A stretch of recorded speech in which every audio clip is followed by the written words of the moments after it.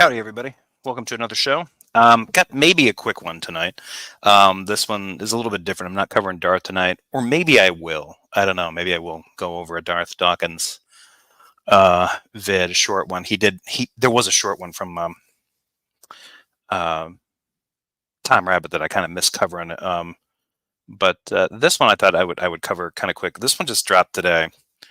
So our good buddy Pine Creek made a video, just a 2-minute, 12-second snippet of a conversation that he was having with Jessiah, who is not somebody that I know, but he runs a YouTube channel called Pondering Politics, and he's a lefty progressive type.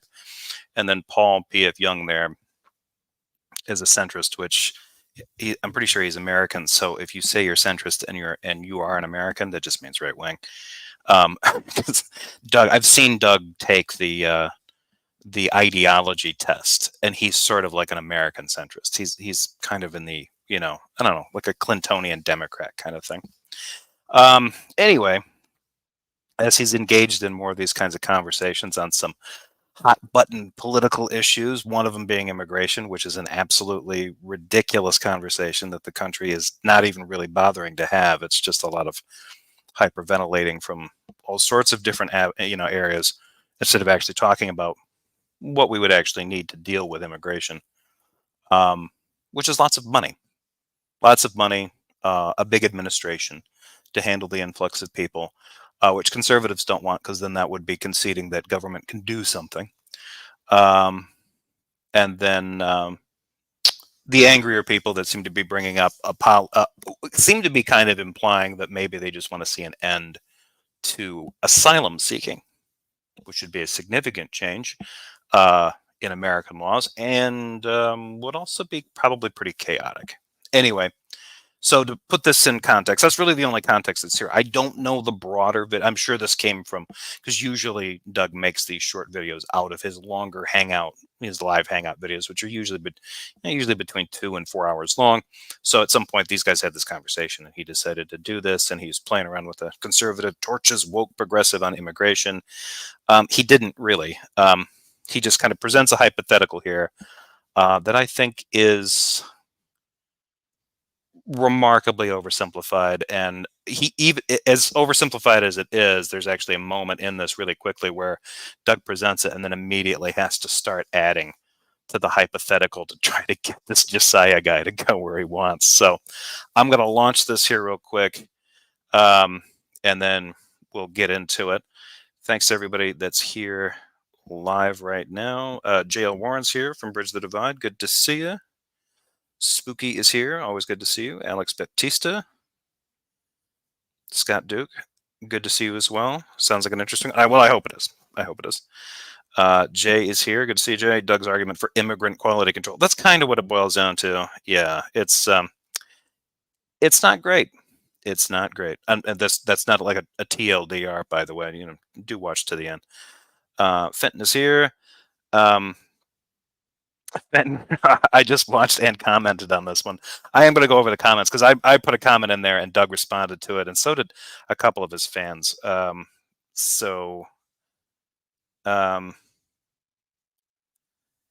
is even taking bets on Trump winning the presidency. Oh, that's interesting. I don't know about that. Trump, I mean, if Trump, barring anything happening, if Trump gets, he's going to get a lot of votes. That's clear.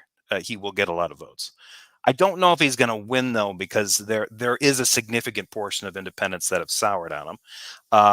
He did not. I mean, it was still technically a blowout. I think he beat Haley in New Hampshire by like 13 points, which is still technically a blowout. But given the fact that I think she was like 30 or 40 points behind before over in Iowa, indicates, because I mean, with DeSantis gone, you've just got 2. So, conservatives get to focus. That's not a great sign, because that's happening at the primary level. And at the primary level, I would have expected him to be a little bit more uniting, but he's not.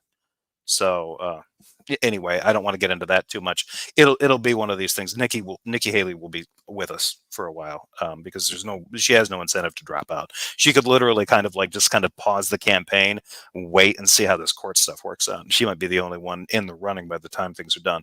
I don't know that that's going to happen. I have no idea what the likelihood of that is, but you never know. things have been crazier. Skeptics and Scoundrels is here. Good to see you. Babyfoot is here. Simus Funk. Thank you, my friend. Thank you for that reminder. Good to see you. And let's see. I think that's everybody so far. Ape-shaped carbon. Good to see you. That's a good name. Okay. With that being said, I guess we'll jump into this. So yeah, just kind of listen to this carefully. Like I said, there's only two. I'm going to play it, I think, just, mostly straight through. I'm going to pause a little bit, and we'll see. But he starts right off here. This is the presentation from Doug of his hypothetical. Here we go. And as usual, yell at me if sound doesn't work. $1 million in his bank account. I got two immigrants who are thinking of coming. I got two immigrants who are thinking of coming to the country, and you are in control, Jessiah. One immigrant is an entrepreneur with a history of starting businesses. He has $1 million in his bank account that he's promised to bring into the U.S. He has a track record of hiring hundreds of people. He's never committed a crime in his life. He's healthy. He's young. He has 4 kids that he pays for. Doesn't even need public schools. That's person A. Person B also has 4 kids, but has no education, no skills, and has committed crime in the past. Maybe not murder or rape, but has stolen stuff. Which of the two do you want to let in? So notice that's the presentation. We got one guy. Now he doesn't say the country. It doesn't matter. We're sitting in the United States, and we got a whole group of immigrants looking to come in. And in this particular situation, we're presented with Mr. A and Mr. B.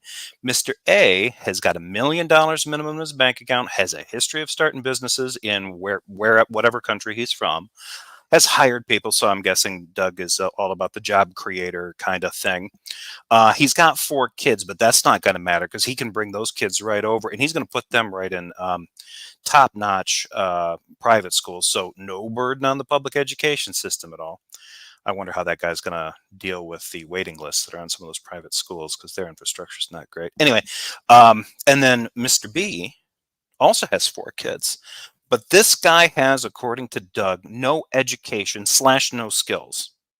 I find that kind of weird. Most people, I think, are kind of conditioned into thinking that if you're educated, that equals being skilled. But it's not actually the case. You can be highly educated and actually be kind of unskilled. And by highly educated, I mean have a bachelor's degree. Or you can be highly skilled in other things and not really have a formal education. So this seems kind of weird to me. This individual could be somebody who has a lot of experience in either, machine trades, mechanical work, any kind of trade stuff, even in agriculture. You may not have the credentials in terms of some kind of academic approach to it, but probably has skills. Hell, even if the person has spent a big portion of his time working in, say, the restaurant industry, those are skills. So this I find kind of weird. Like, oh, this guy doesn't have any skills and he doesn't have an education. He's got 4 kids and he's just going to drag ass his way over. You get to pick one of these 2 people on this basis. Which one do you pick for immigration purposes? Well, I'm going to go out on a limb and tell you exactly who I'm going to pick. I'm picking the schlub. And the reason for that is very, very simple. The way our immigration system works, when that guy comes in, neither one of those guys are going to be in a situation where they can really do much in terms, like they can't go out and immediately, they're not just going to automatically become Americans. They're going to end up becoming kind of naturalized after a certain point. They'll get a green card.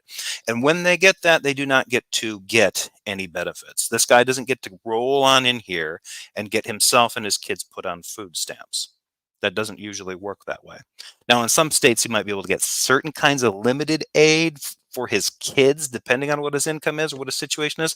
But by and large, for somebody coming in, if they're able to start working on their citizenship, they're going to have to show that they're employed anyway, that they're working, and a lot of their aid is going to be coming from charitable institutions. Again, they're both going to be required to come in here and do this kind of stuff. And the guy that's coming in here with 4 kids is going to need to work his ass off. So if he made the trek with very little resources and brought all his kids and risked them too. He's looking at having to work hard, and he's going to be paying taxes, lots of them, and he's really not going to get a lot of representation for that, and he's not going to actually get a lot of services for that. Basically, we get a really dedicated worker, 50, 60 hours, probably a week. This guy busting ass, probably working more than one job in exchange for 4 kids going to public schools, which is not that expensive. The wealthy guy, when he shows up, he's got $1 million in capital. He can send his kids to stuff. Basically, the only thing he's going to be spending money on initially is whatever he's purchasing in expenses. And then anything that he pays to, say, update businesses or things like that. There's a very, very good chance that the wealthy guy that comes over here and repatriates himself is probably going to start dodging taxes. Wealthy people do that, and this isn't like some dig on the, it's just a thing wealthy people do. If you have the money, Doug would probably agree with it. If you've got the money and you got the means, you avoid those liabilities, and that guy probably would. So in terms of bringing this person in, I don't know that just because this guy, like, okay, so this dude in his past had maybe some petty crimes, we know the rich guy. Doug presents it, well, this guy has never committed a crime. We wouldn't know that. We would just know that he's never been convicted of one. And given the disparities between different countries and who gets convicted of crimes, and hell, even who gets arrested for crimes, if this guy's wealthy, probably isn't going to be found guilty of anything. And if he was born wealthy, even less likely so. To whereas Captain Poverty over there, who's been grinding it out in whatever tough neighborhood he was growing up in, doesn't have anything to, he's probably more likely to be targeted. This is a common thing in Latin American countries. It's a common thing in European countries. It's a common thing in this country. So Doug is just kind of presenting this kind of fantastical, like, hey, we got a rich guy, we got a poor guy, and the rich guy is successful and hardworking, and the poor guy is a schlub. Built into this is sort of this weird kind of implicit narrative that Doug, I think, believes. The rich guy is successful because he worked hard and earned his money, and the poor guy is poor because he deserves to be, because he's lazy and just had 4 kids and didn't bother to get an education or any skills. Somehow this guy did that. So, but he did have the gumption, for whatever reason. He had the ambition to drag himself and 4 of his kids across the border into a new country. Like he's trying to move to a new country. A new country that Doug would have us believe offers him benefits. It doesn't. It just offers him the prospect of a better job, which I guess Doug assumes this guy doesn't want to work. So it's weird. But that's basically it, paraphrased and tarted up with my details. So here we go. Why not both? The first guy. See, Jessiah, this is what Jessiah immediate answer, why not both? Why not? I don't really disagree with this response, because what I'm getting from Doug, it doesn't really sound like he's offering anything in the way of anything truly disqualifying. And I'll tell you why. Just because the one guy is poor doesn't mean he's going to remain poor. And just because the rich guy is rich doesn't mean he's going to remain rich. This is basic fallacious thinking. The rich guy comes in and we're just, oh, well, now that he's an American, it's like these guys can only think about these in really disconnected terms. America is the one place where you can really make a success of yourself, right? We lack we have bureaucracy and things like that. It could be better, but really this is a place where you can really pull yourself up by your own bootstraps and really get ahead.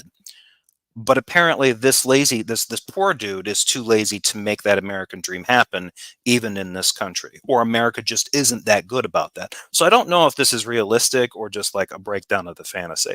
But the wealthy guy, he shows up here, and I guess we're meant to assume, oh, well, for him, he's got $1 million and a track record of starting businesses wherever he's from.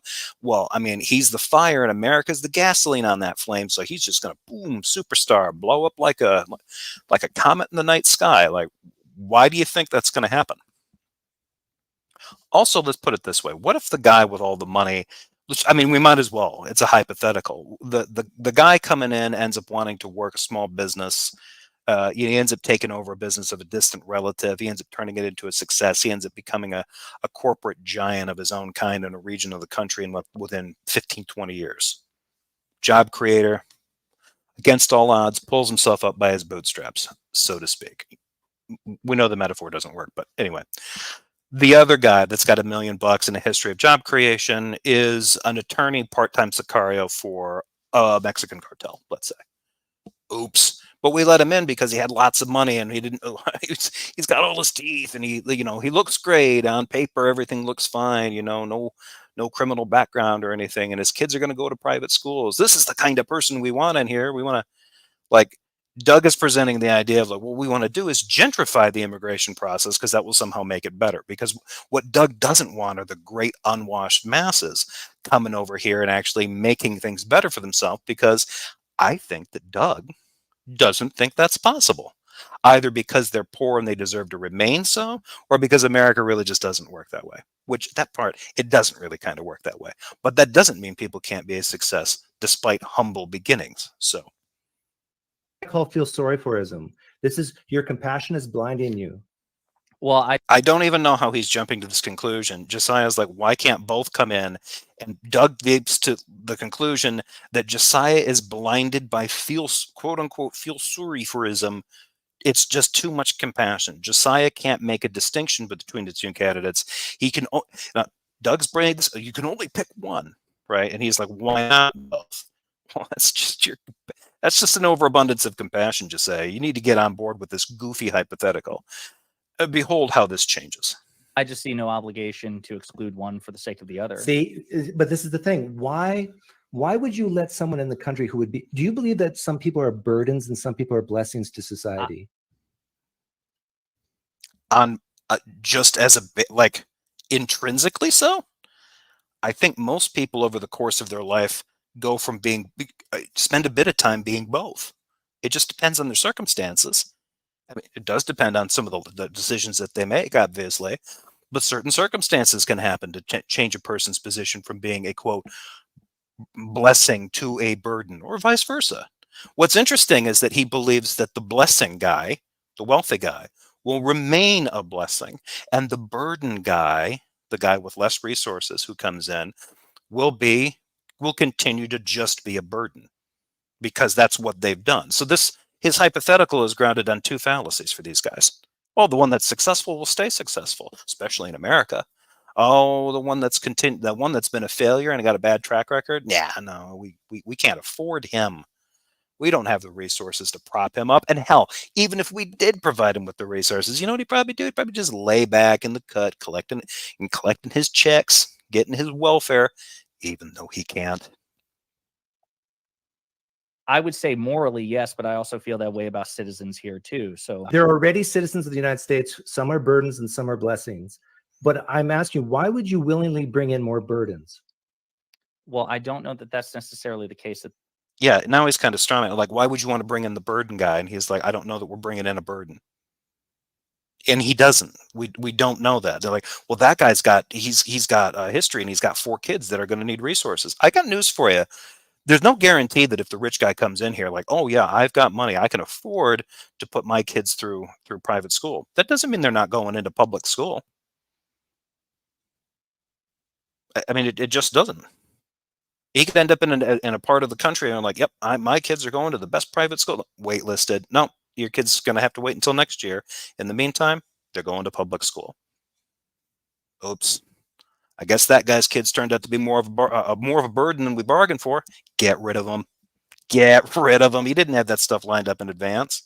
They're burdens. Right? I am in this hypothetical. That is the case. One is a burden. No, it's not. It could just be. It could be that one is more immediately productive than the other, or more No. If it were true that this one person you bring in will be on welfare for the rest of your life, would you bring that person in? If I could guarantee you that this guy will never succeed, would you bring him into the country? Oh, if that's all, probably not. Yeah. That's all Doug has to do. Promise me this person's future will never work out beneficial for them at all. And also simultaneously, on the flip side, you must promise me that the wealthy guy ain't going to get caught slipping. He not only needs to stay that rich, but he needs to get richer. Otherwise, what's he doing?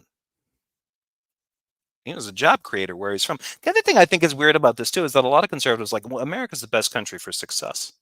And what we want are the best and brightest from these other places, even though these people are coming from countries with crazy governments and economic systems that we frankly don't understand, respect, or really even want to think about. But the one person you want to bring into this country is a person that managed to succeed in one of those economies? Are you even thinking about your prejudices? Like, they're not lining up correctly. I would be very suspicious of the poor guy coming from the country that you probably don't like or know much about makes sense because he needs to be in America in order to be in the right set of circumstances to really succeed and shine. But for some reason, Doug doesn't seem to think that. Doug is fascinated with the guy that, yeah, I don't know what country this guy is from. It's not as good as America. There's no effing way. But you know what? He was able to succeed and to thrive regardless. Okay, at what cost, Doug? What did that guy do in this economy that you neither respect nor understand? What did he do to succeed there? And how on earth do you think that his success there is one-to-one going to transmit here? Now, does anybody know Doug's immigration story? Because he's Canadian. And I'm pretty sure that he probably came in here. I think he came here the chicken shit way. I think he came here getting an education. And so that's an interesting point. Now, even if he didn't, there's an interesting point right there. There are a lot of people that come to this country as students. They come from other countries. They have the means, sort of, usually. It could be parents, scholarships, whatever. But they're able to come over here and go to a university here. Now, their ability to remain here and work here is entirely dependent on their status as a student. Their grades fail, they get kicked out of school, they're going home. It's completely built on that. Now, what I'm kind of wondering about in this equation is why would we even allow people to do that? Because in a lot of cases, what can happen is students come over here, maybe they've got wealthy parents. The kid's not a success, their parents are a success. The parents pay for the kid to attend a university here. The kid does middlingly well. Let's say they go to a halfway decent school, maybe upper tier. They get some gentleman C's and stuff like that, nothing superstar quality. And then they're able to get a job here, and then the job ends up paying, fostering them, what I'm saying, sponsoring their work visa, and off they go. Well, it just kind of seems like they kind of slid in the back door. Now, this kid that guy isn't a success. His parents just dumped money into a school system so that he could kind of survive and stay afloat. He seems kind of average to middling, but he's able to get the credentials. And then once he gets the credentials, he kind of uses connections to slide into a job. He gets sponsored for a visa, and then he starts working and he starts paying taxes and stuff like that. How is that dude any different than the guy that came in here? And so let's say that while he's doing that, he also gets a girlfriend and they have a couple kids early on too. So now he's got kids that are on the dole. Maybe they're struggling students, and now she gets bridge card support for that. There's nothing saying that would be wrong, but I think that this situation, I don't think Doug is going to have he's going to have less of a problem with that than this hypothetical that, I don't know, Mr. Millionaire or Captain Poverty over here. Yeah. In a hypothetical that I know that a person would be on welfare for the rest of their lives and would not be some sort of net positive to like the economy or something. Yeah. Again, it's kind of a silly premise because we have Why is it so hard for me to say no? Wait. Why would he say no? He's actually asked, he asked the question, why not both? Doug just wants him to refuse one of them. I want you to choose one. I would be like, yeah, I'll choose for the reasons I said. I'll choose the poor guy because the poor guy, like I said, is going to have to work his ass off. Despite what Doug and other conservatives think, he's not getting access to a lot of social welfare, if any, more than likely none. They don't get access to benefits, despite what they try to fearmonger. He's going to be a net gain on any economy that he's working in because he's going to have to work his ass off to put his kids, keep his kids fed, keep a roof over their head, and he's going to pay taxes on top of that and not be able to vote. He's taking it on the chin. He's doing everything the hard way, ice skating uphill so that his kids can grow up, get an education here, and hopefully have a better life than he did. That guy's going to pay taxes into the system and not take hardly any aid back out. The rich guy is probably here to screw somebody over. Let's say that the rich guy shows up here and then decides to sponsor quite a few of his relatives who are also relatively wealthy. Who knows where the money came from, but they have a history of being job creators and things like that, and they show up with money. Now these guys spend most of their time forming a development company that buys up all the residential and some commercial housing, and then they jack rent through the roof. basically making it extremely difficult for other working people to afford to live in the communities where they have hoovered up the real estate. If you don't think that this is a problem, then you haven't been paying attention to the news. This is a major problem in both commercial living spaces, like apartment complexes, and residential communities. In fact, this was happening when, in the cases when the pandemic hit, corporate interest in buying up office spaces shifted, and then they started changing their portfolios to buy houses because people were going to be working from home more. So why not get into the residential rental game? I don't know that having a millionaire is necessarily a net positive, especially if you know how the economy works. And Doug's smirking like, I just don't know why you can't just kick the poor person away. I just, why can't you do the tough love thing? What I don't understand about Doug is why Doug just can't admit, because Doug has told people and he's said he doesn't mind certain social welfare programs. That's inconsistent with his mindset, and that's inconsistent with where I think he's going here. To me, it seems more consistent for Doug to completely deny poor people any help at all, because any help at all is not beneficial to them. If anything, what it's doing, it's dragging the wealthy people that would give them money, it's pulling them down a little bit more. And what's better for society is for those wealthy people to kick free of those poor people, to keep from being pulled down into the mire with them. Makes sense, right? America works this way because capitalism is an ideology that sort of gets into your head, and these are entailments that make logical sense. If wealthy people are wealthy and deserve their money because, well, they deserve it because they did something right, then the poor deserve to suffer because they clearly did something wrong. The opposite must be true, and people believe these fantasies, and clearly our boy from Canada does. Hold on, wait.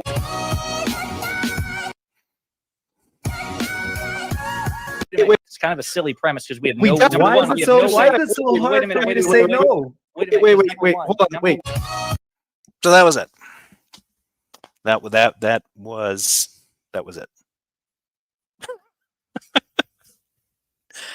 So yeah, Christopher Matty, social hygiene much? Yeah, this is really bad.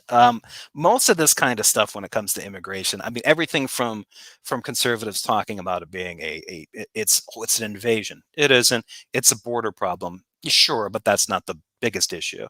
The biggest issue with the immigration situation that we have in this country is that we had like a zero immigration happening for 4 years of the pandemic, and now the doors are open, and a lot of people that were meaning to come are showing up now all at once. Plus, they're coming in from countries that have been destabilized due to international factors like pandemics. And so they're coming in from countries that are less resilient and less stable than ours. The funny thing about this is that despite the fact that a lot of these guys think, look, we're here in America. Conservatives used to believe that America was capable, that America had the capacity to really kind of handle stuff. And what I'm getting from these guys is that it can't. That America lacks resilience, and really it does. It's demonstrating a lack of resilience because of the fantasies that people put out about immigration. Oh, the cities can't handle them. The counties can't handle them. Texas, if you listen to Abbott talk, Governor Abbott of Texas, and you listen to the conservatives around them, the impression that you'd get is that Texas is filling up like a balloon full of immigrants. And what Abbott needs to do desperately is hold back the people swarming at the border and then vent the other immigrants out. And what he'll do is he'll send them to the big cities because the big cities just don't understand what it's like to deal with lots of immigrants, which is an insane thing to believe, especially when the current governor of Texas would condescend to the city of New York, that New York does not understand what it's like to have migrant populations boom within their borders. The city of New York, with a history, hundreds of years of history of dealing with massive influxes of immigrants who literally showed up on the boats and jumped off. And Abbott wants to believe, oh my God, I don't know what we can do. It's a shame that that state's there because they just don't want people crossing their border. But most of the people crossing their border are passing through Texas, not staying there.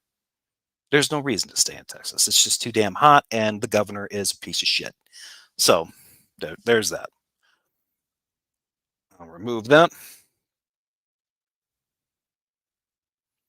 Elsie Black, hey, can you show Doug thinks at least half of what you were putting in his mouth? I would have to ask him questions to do that, but I would be more than happy to. I would ask him the very simple questions. LC Black would be, hey, do you think America has the best economy? Hey, do you think America has the best kind of infrastructure and environment for getting successful? And I walk him through that. And if he says yes, and then we get to the point where, okay, person A and person B, the person, whichever one was the poor one, I think that was B, that guy doesn't belong here, right? But that guy, if you have to choose between the wealthy dude and the poor dude, get rid of the poor dude. That seems to kind of contradict. Wouldn't you want, if you believe that the United States provides a unique economy and infrastructure to allow someone like that to turn their life around and become not just a little successful, but a big success? Wouldn't you want that? Now, maybe it's because Doug is more of a realist because he's from Canada, and the Canadians maybe don't foster those kinds of fantasies. That'd be kind of refreshing. But the way he's talking about the United States doesn't line up with the other ideologies that I think that he's presented. One's like, I think Doug said this in a previous video. I think if you didn't go to college and you had a job as a bank teller and you were smart with your money and you didn't have kids out of wedlock and you did this and you did that and nothing ever went wrong after 20, 30 years of that, you'd be financially doing okay. You would be self-sufficient. He has stated this. So in the United States, he believes that this is possible. I think he's full of shit, but he believes that's possible, despite the fact and has said this in a spirit of suggesting it's just not that hard. Just don't which is weird because one of the things that you have to succeed at is making sure that none of your life circumstances get outside your control. But that being said, he made it sound like, look, just make the right choices, never slip up, and do this, and anybody can do it. You don't need a college degree. You can thrive even after amount of time. Save up, be smart with your money. Don't have too many kids, blah, yada, yada, yada. Cool. But the poor guy with the 4 kids crawling in from another country who wants to change his life and the lives of his kids, nope. We don't have time for your drama. We don't have time for your romantics. Get the hell out of here. Like, how? How is it that the person with no skills and no college education can get a job as a bank teller and make it, but that guy with no education and no skills can't? That doesn't make sense. So, if you're wondering, how do I know that Doug has got these ideas in his head? Because I've heard him express other ideas like this, and the contradictions are adding up. They're getting weird. And this was just one of them. But I think he just did this more or less to kind of go after Jessiah from Pondering Politics, which I'd only recently discovered that his particular page. There was one that I wanted to.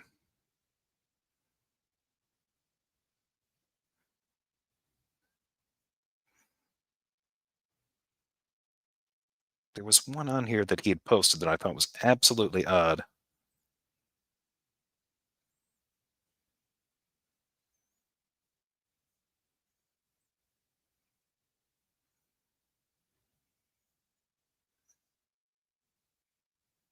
Ah, here we go.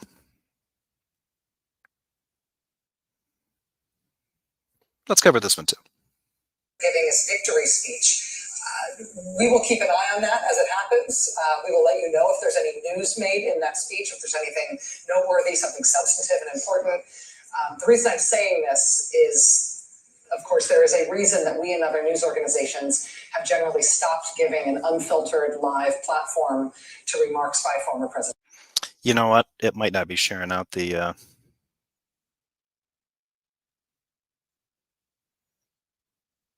Was that volume not coming through? I can actually remove that. Let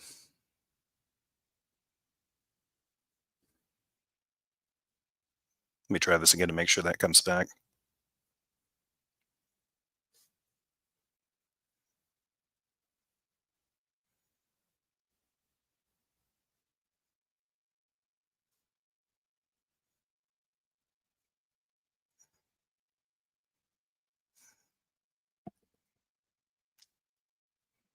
Okay. This one should work. Has just started giving his victory speech.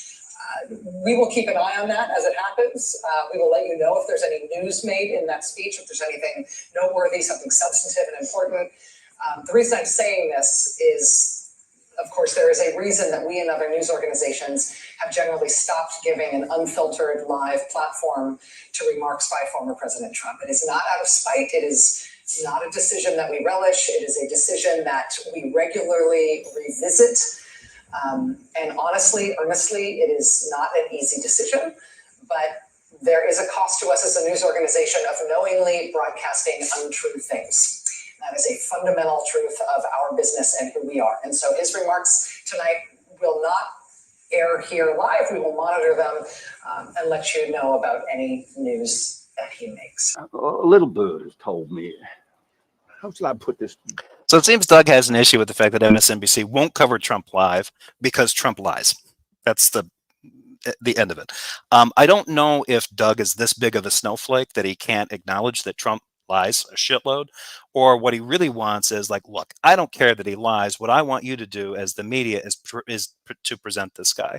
The interesting thing about this, I don't really think there would be a way for them to win in this position, because they could present what he's saying live and then just as they're watching it be like, nope, that's untrue. No, that's a lie.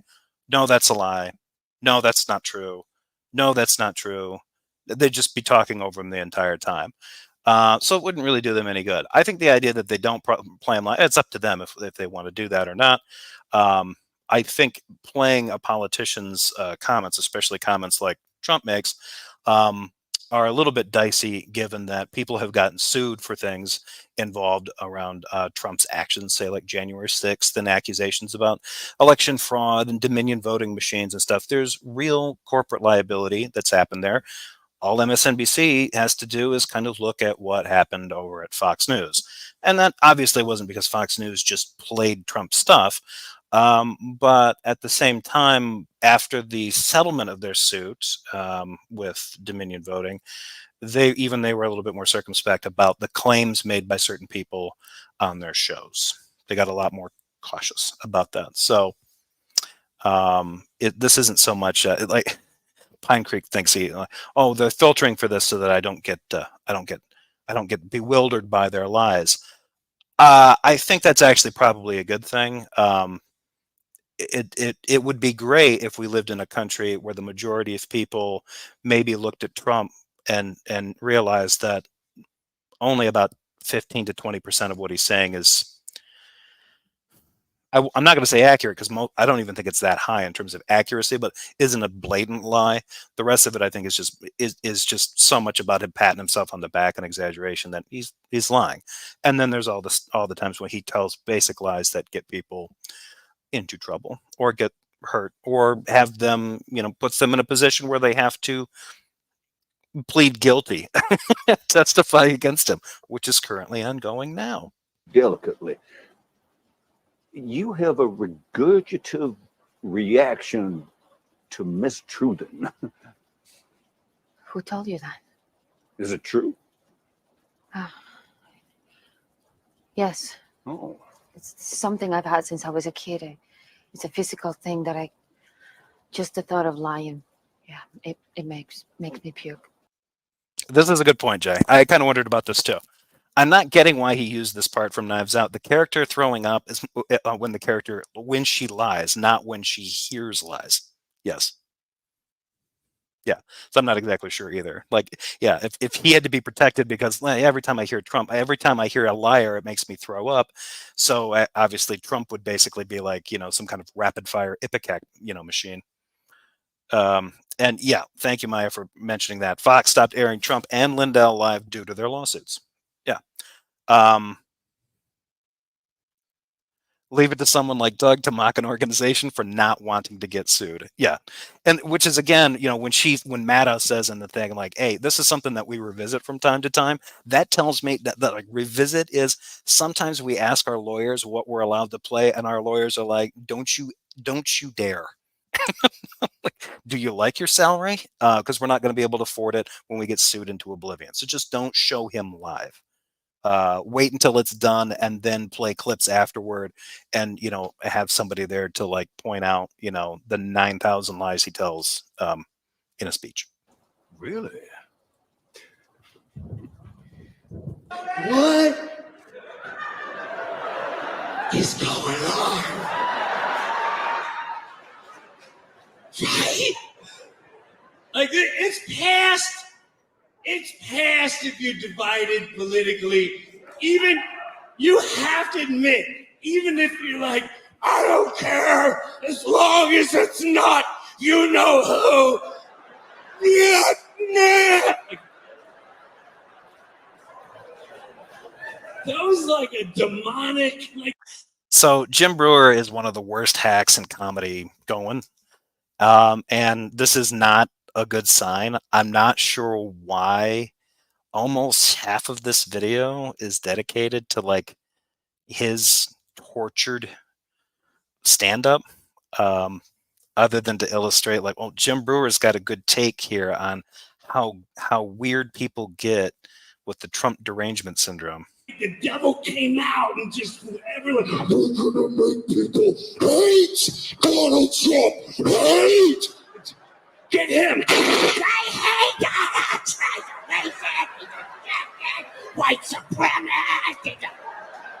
Insurrectionist. They lynch people. Even. Yeah, this makes no sense. This explains a lot, though. If Doug is a fan of Jim Brewer's comedy, oh boy, does right-wing comedy exist? Yes, yeah, it's just Donald Trump's speeches. Brewer used to be funny 30 years ago. Yeah, even then though he was kind of limited. He just kind of had that like he was perpetually high kind of thing. Now his takes are just the worst. Nowadays, so Doug is triggered. Maybe. AR, but he makes the loud funny though. Yeah. Yeah.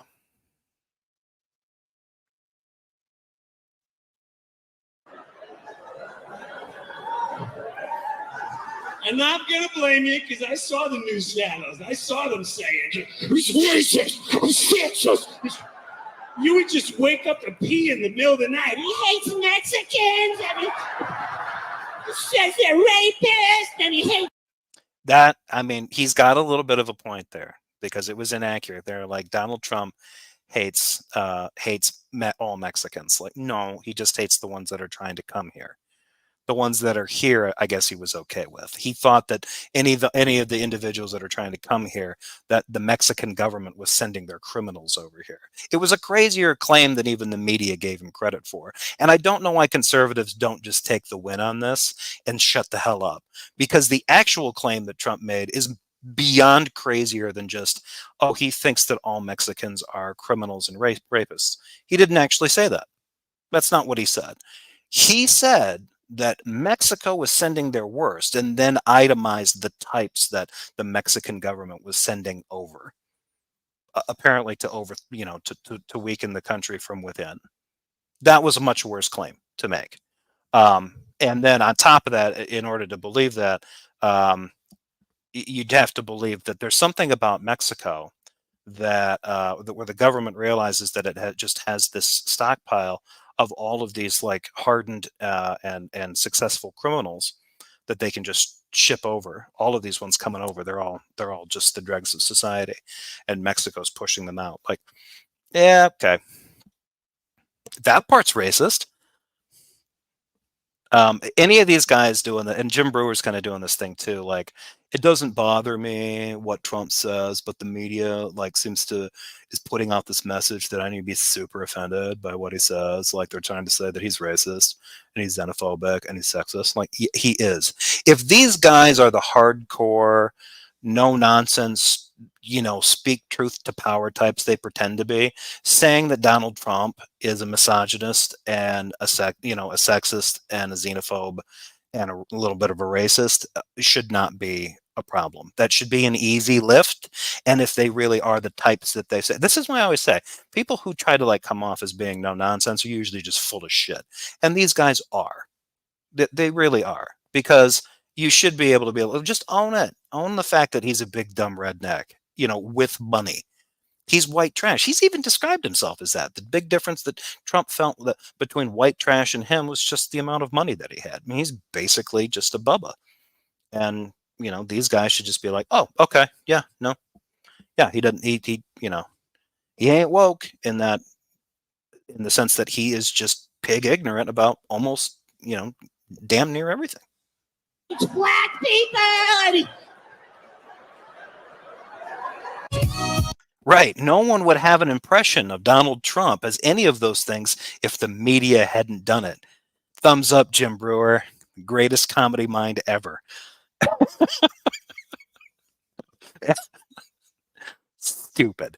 Like, okay, you have to smoke you'd have to smoke enough to make your eyes look like Jim Brewer, Jim Brewer's eyes, to actually believe that that's a valid point. Like, oh, I would never have reached the conclusion that this guy is a hateful, ignorant, compulsive, lying piece of shit.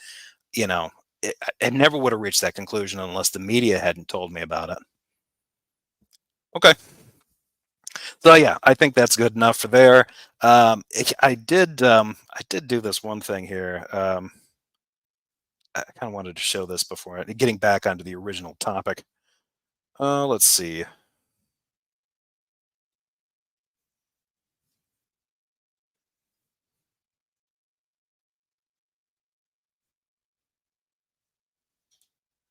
There it is.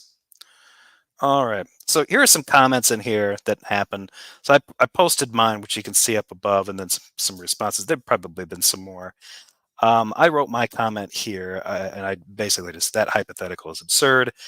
Pine Creek wrote about, maybe you just need some practice. Imagine you won the lottery in the future. What do you think you would do with the money? That hypothetical is absurd. No one could possibly know the future of winning the lottery. I don't know how that has anything to do with me breaking down or trying to say that the hypothetical that he presented to Josiah is absurd. It's an absurd hypothetical because it's completely oversimplified. He's basically just he's doing everything that he can to make it like, you need to choose between the rich guy who's successful and the poor guy who don't have nothing. Which one do you pick there? Like, and you won't pick the poor guy because you're too much of a bleeding heart, Josiah. It's your compassion whipping on you. Like, okay, well, when you phrase it like that, I guess that's the issue. But that's not what immigration is about. Immigration isn't about picking that. And he knows better because international students immigrate in certain cases. Other people come over for different reasons. Refugees, people people asking for asylum, these kinds of things. This person responded, what would you estimate the probability to be that the unemployed criminal will be a positive benefit to their community by the end of their life? Given the circumstances that Doug laid out, this individual showing up, he was unemployed, but he's coming to the United States. I think Jeff, JRC, thinks that this person can come into the country, get some citizenship, nationalized in some way, and then once that happens, remain unemployed and collect welfare. If Jeff thinks that, Jeff's stupid. That's not how it works. There's no way that guy's coming in here and collecting welfare benefits. He doesn't even get that when he gets his green card, and his green card's a long way off. He's going to need to work his ass off. So he's not staying unemployed. Whether or not he's a benefit to his direct community, I don't know. But I already laid out, he's going to be paying a ton of money into taxes and hardly taking anything out in terms of social welfare. Those are just the breaks for person B or whatever, the poor dude. He then says, what would you estimate the probability to be that the unemployed criminal will be more of a positive benefit to their community than the business owner by the end of their life? Depends. If the millionaire turns out has an expensive coke habit and God knows what happens to him in his life, things could fall apart for him as well. Again, just because the person is showing up with money and a track record of being successful where they came from does not guarantee that they will remain successful once they've come here. And even if, especially if, his wealth continues to grow, let's say he's a phenomenal success in terms of making money, do you know how much he's going to end up paying in taxes proportionate to his wealth? Nothing compared to the poor dude. Nothing compared to that. He's going to be dodging taxes left and right. We don't need more disproportionately wealthy people in the country. We just don't. Based on the comparison that he's saying, like poor guy or rich guy, neither or both or the poor guy in that order. And then Gomes says that says a lot more about Yor than it does about Jessiah or Doug. I don't know what that means. So that probably does say a lot about me. So, yeah. Anyway, that's it for that. All right, folks. Thanks for tuning into this one. I'm going to wrap this one up here. Kind of quick for me. But thanks for listening to me rant. For those of you who catch it later, let me know what you think. Like, subscribe, send me an email. I can be reached at jeffersonspatchcock@gmail.com. Other than that, I think that we'll just about cover it for tonight. I will be back with another bit later on. I hope you all take care of yourselves, and we'll catch you all later.